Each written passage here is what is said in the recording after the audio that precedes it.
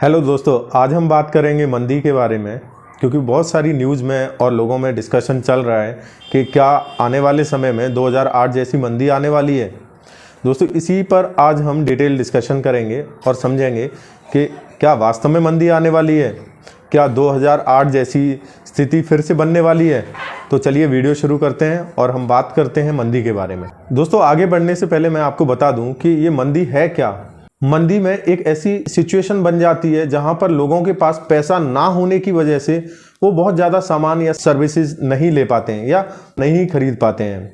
और ऐसी हालत कई कारणों से हो सकती है। उसमें एक इम्पॉर्टेंट फैक्टर अनएम्प्लॉयमेंट है। इसको एक एग्जांपल से समझते हैं कि अगर बहुत सारे लोगों की जॉब चली जाए तो लोगों के हाथ में पैसा कम रहेगा, और जब पैसा कम रहेगा तो वो बहुत सारे सामानों को खरीद नहीं पाएंगे। दोस्तों, हम इसके ज़्यादा डिटेल में ना जाके हम इस बात पर डिस्कस करेंगे क्या ये 2008 जैसी मंदी आने वाली है। यहाँ तक कि 2008 की मंदी का प्रेडिक्शन करने वाले इकोनॉमिस्ट नुरुली ने 2022 के अंत में मंदी आने की संभावना जताई है। लेकिन दोस्तों, यहाँ मैं कुछ फैक्ट्स आपके सामने रखूंगा जिनसे मैं प्रूव कर सकता हूँ कि ये इकोनॉमिक मंदी नहीं होगी, ये एक इकोनॉमिक स्लो डाउन होगा जो एक छोटे समय के लिए आएगा और उसके बाद चीज़ें अपने नॉर्मल में लौटना शुरू हो जाएंगी। दोस्तों, बहुत सारी अफवाहें, वायरल वीडियोस और लोग पता नहीं क्या क्या सोशल मीडिया में शेयर कर रहे हैं और लोगों को डरा रहे हैं कि अब फिर से रिसेशन आने वाला है, फिर से आर्थिक मंदी आने वाली है और जो हालत है या जो जॉब्स हैं लोगों की जाने वाली हैं। दोस्तों, ऐसा कुछ होने वाला नहीं है, क्योंकि ये एक इकोनॉमिक स्लो डाउन होगा और ये बहुत लंबे समय तक नहीं होगा। दोस्तों, हम लोग जानते हैं कि हम एक ग्लोबल पैंडेमिक जो कोविड-19 आया था उससे बाहर निकल कर आए हैं और उसके बाद ऐसी सिचुएशन होना एक नॉर्मल बात है।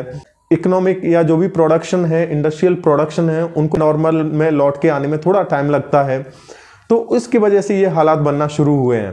तो दोस्तों, मैं यहाँ पर कुछ फैक्ट्स रखना चाहता हूँ जिनको समझने के बाद आपको फील होगा कि हाँ, ये वास्तव में एक इकोनॉमिक स्लो डाउन होगा, ना कि रिसेशन। रिसेशन मीन्स मंदी। दोस्तों, जो पहला फैक्ट है वो ये है कि कोविड-19 की वजह से जो मजदूर लोग थे वो अपने गाँव लौट आए थे। लेकिन जब कोविड के बाद सिचुएशन नॉर्मल होने के बाद भी उतने सारे मजदूर आज शहरों में नहीं लौट के गए हैं। दोस्तों, इसको हम समझते हैं कि अगर 100 लोग शहर से गांव की तरफ आए थे कोविड के दरमियान, तो उनमें से वापस केवल 40 लोग ही गए हैं। इससे ये अनुमान लगाया जा सकता है कि शहरों में इकोनॉमिक एक्टिविटीज़ फिर से शुरू हो चुकी हैं, लेकिन मैन पावर की वहाँ पर कमी है। और जब मैन पावर की वहाँ पर कमी है तो जो मैन पावर अवेलेबल है वो थोड़ी सी रेट ज़्यादा डिमांड करेगी। जब वो मैन पावर ज़्यादा रेट डिमांड करेगी तो जो मजदूरी की रेट है वो बढ़ जाएंगी, और जब मजदूरी की रेट बढ़ जाएंगी तो जो सामान को बनाने में लागत आ रही है वो भी बढ़ जाएंगी, और जब उस सामान की रेट बढ़ जाएंगी तो इन्फ्लेशन बढ़ने की संभावना बन जाएगी। जैसे किसी सामान को पहले बनाने के लिए 100 रुपये की लागत लगती थी, लेकिन अब मजदूरों ने अपनी रेट बढ़ा दी है, तो हो सकता है अब वो सामान हमें 120 या 130 में मिले। जब वो सामान हमें 130 में मिलेगा तो हमें लगेगा कि पहले जो सिचुएशन थी उससे अभी चीज़ें महंगी हुई हैं। तो इसकी वजह से एक इन्फ्लेशन मींस मुद्रास्फीति की हालत बनेगी और बाजार में चीज़ों के भाव बढ़ जाएंगे। तो आप इस फैक्ट से आइडिया लगा सकते हैं कि ये टेम्परेरी सिचुएशन है। जिस दिन जो बाकी की परसेंटेज जो गांव में रुक चुकी है कोविड के बाद से, वो फिर से वहां की तरफ मूव करना शुरू कर देगी, तो लेबर की रेट्स फिर से डाउन होंगे, और जब लेबर के रेट फिर से डाउन होंगे तो जो इन्फ्लेशन कुछ परसेंट में बढ़ी है वो फिर से डाउन हो जाएगी, और फिर से जो कोविड से पहले की सिचुएशन थी रेट्स उसी रेट पर आ जाएंगे और ये नॉर्मलाइज होना शुरू हो जाएगा। लेकिन इसका मतलब ये नहीं है कि रिसेशन आ जाएगा। तो ये बात प्रूव करती है कि एक टेम्परेरी सिचुएशन है। हम रिसेशन का अनुमान इस बात से नहीं कर सकते। दोस्तों, जो दूसरा फैक्ट है जो प्रूव करता है कि रिसेशन नहीं होगा, उसको आप ऐसे समझ सकते हैं कि कुछ समय बाद या फिर आने वाली तिमाही में ही आप देखिएगा कि रिजर्व बैंक ऑफ इंडिया जो बैंकों को लोन देती है उस पर कुछ रेट्स को बढ़ा देगा। जब रिजर्व बैंक ऑफ इंडिया बैंकों को देने वाले लोन पर इंटरेस्ट रेट को बढ़ा देगा तो उसके बाद से बैंकों से जो इंडस्ट्रियलिस्ट लोग जो कर्जा लेते हैं वो कर्जा लेना थोड़ा कम हो जाएगा, क्योंकि इंटरेस्ट रेट्स बढ़े हुए होंगे।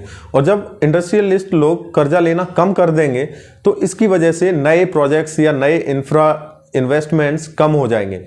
जब ये नए प्रोजेक्ट्स, नए इन्वेस्टमेंट कम होंगे तो इसकी वजह से हल्की सी बेरोजगारी बढ़ेगी।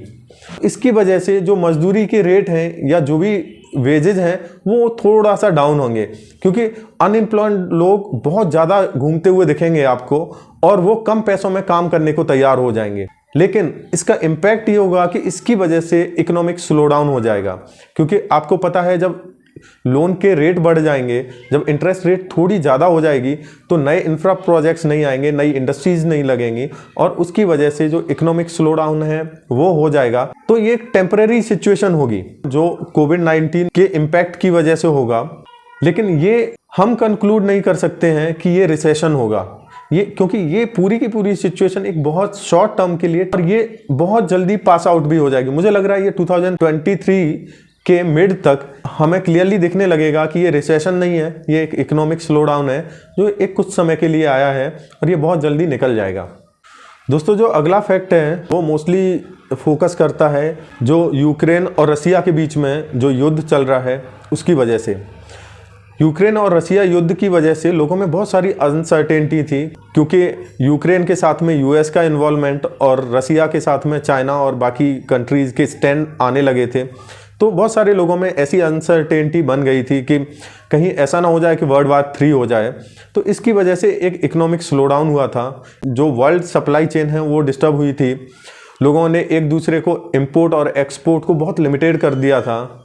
लेकिन यूक्रेन और रसिया वार अब इतने लंबे समय के लिए खिंच गया है जो लोगों के अब इतने ज़्यादा फोकस में नहीं है, लोगों को सेंटीमेंट पे इतना ज़्यादा इम्पैक्ट नहीं कर रहा है। तो ये जो वार वाली सिचुएशन है ये बहुत जल्दी लोगों के सेंटीमेंट में एटलीस्ट नॉर्मल हो जाएगी, और जब ये नॉर्मल होगी तो लोग फिर से अपने इंपोर्ट और एक्सपोर्ट को बढ़ाना शुरू करेंगे। ये एक टेम्परेरी सिचुएशन है, जैसे ही ये पास ऑन होगी तो लोग अपने इंपोर्ट और एक्सपोर्ट को बढ़ाना शुरू कर देंगे। जब इंपोर्ट एंड एक्सपोर्ट बढ़ जाएंगे तो फिर से जो इकोनॉमिक एक्टिविटीज़ हैं वो बढ़ जाएंगी और इसकी वजह से रिसेशन जैसी कोई हालत मुझे नहीं लग रहा कि क्रिएट होगी, क्योंकि ये इंपोर्ट और एक्सपोर्ट लिमिटेड होने की वजह से एक इकोनॉमिक स्लो डाउन हुआ है, न कि रिसेशन जैसी हालत हुई है। दोस्तों, अगला जो फैक्ट है वो है चाइना की मोनोपोली। इलेक्ट्रॉनिक गुड्स पर, चाहे वो मोबाइल या कंप्यूटर या लैपटॉप जो भी हो, चाइना के पूरे विश्व में इलेक्ट्रॉनिक गुड्स को मैन्युफैक्चर करने में एक मोनोपोली हो गई है और उस मोनोपोली की वजह से चाइना अपने मनमाने रेट्स में अपने गुड्स को सेल कर रहा है। इसकी वजह से अन्य देशों में थोड़ी इन्फ्लेशन बढ़ी है, या फिर यूँ मानिए कि जिन देशों में फिर लैपटॉप्स की ज़रूरत थी वहाँ पर कुछ इंडस्ट्रीज़ में लैपटॉप की ज़रूरत थी, क्योंकि चाइना ने अपने मनमाने रेट दिए तो वो जो लैपटॉप उस देश में कभी पहुँचे ही नहीं, तो वहाँ की जो इंडस्ट्रियल ग्रोथ है वो फिर से ठप पड़ जाएगी। जब इंडस्ट्रियल ग्रोथ ठप होगी तो फिर से वहाँ इकोनॉमिक स्लो डाउन होगा। वही इकोनॉमिक स्लो डाउन आज हमें देशों में नज़र आ रहा है। ये एक रिसेशन वाली हालत किसी भी एंगल से नहीं है। जैसे ही बाकी अदर देश अपने इलेक्ट्रॉनिक गुड्स को इन्फ्यूज करना शुरू करेंगे, जैसे स्पेसिफिकली यूरोपियन कंट्रीज़ या फिर यूएसए से जैसे इलेक्ट्रॉनिक गुड्स ग्लोबल मार्केट में आना शुरू होंगे, तो चाइना अपने इलेक्ट्रॉनिक आइटम्स का रेट कम करना शुरू करेगा और फिर से ही प्री कोविड, जो कोविड से पहले की सिचुएशन थी वैसी सिचुएशन हो जाएगी।